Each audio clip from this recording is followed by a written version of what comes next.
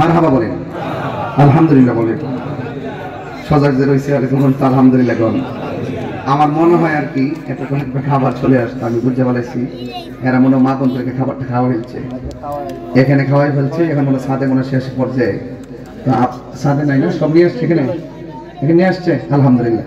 তাইলে মনে হয় মা বোনদেরটা একটা পর্ব, কারণ আমাদের স্বেচ্ছাসেবক তো দুই জায়গায় পারবে না, আর একটা রাস্তা খাবারে তারা এক রাস্তাতে দুই জায়গায় আনতে পারবে না। এই জন্য হয়তো বা একটু বিলম্ব হচ্ছে, আর আমাদেরও টাইম হচ্ছে, মূল টাইমে আমরা খাচ্ছি। তো আপনারা একটু আদবের সাথে বসেন, সিফরেজা কি গজল গায়ে একটু শুনেন। কোনটা গাইবা বাবা? বাবা কোনটা গাইবা? আচ্ছা ঠিক আছে, সকলে বলে আলহামদুলিল্লাহ। যাই হোক, আমরা অনেকক্ষণ আল্লাহ পাকের জিকির করেছি এবং আমরা সবাই আমরা সবাই আল্লাহ পাকের জিকির করেছি। আল্লাহ যেন কবুল করে, আমিন করেন, আর মহব্বতে বলেন আমিন। সবাই আমার সাথে পড়েন, বসে থেকে লাভ নাই, একটু দুরূদ শরীফ পড়েন। আল্লাহুম্মা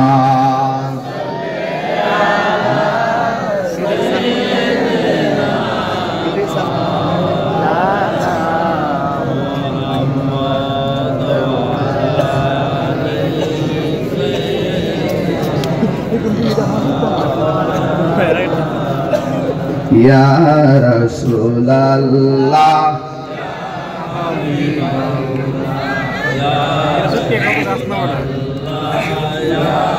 সালাম দিনের মতন দরবন্ধ রয়ে গেছে।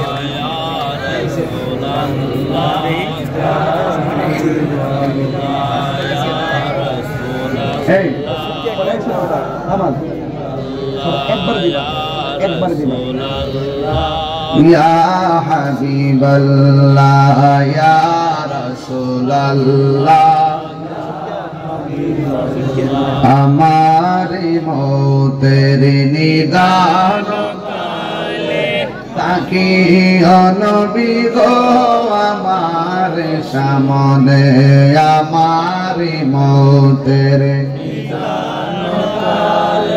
তাকি নবী গো আমার সামনে, দেখিব আপনাকে আপন নয়নে।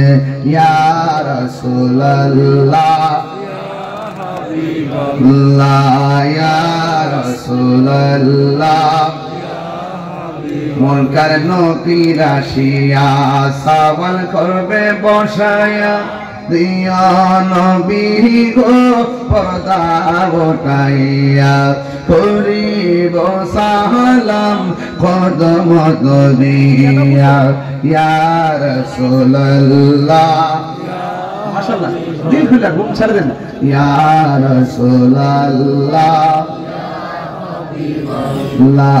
অন্ধকার কবরে যখন দিবেন আমাকে, তাকিয়া নবী গো আমার সামনে, দেখিব আপনাকে আপন নয়নে।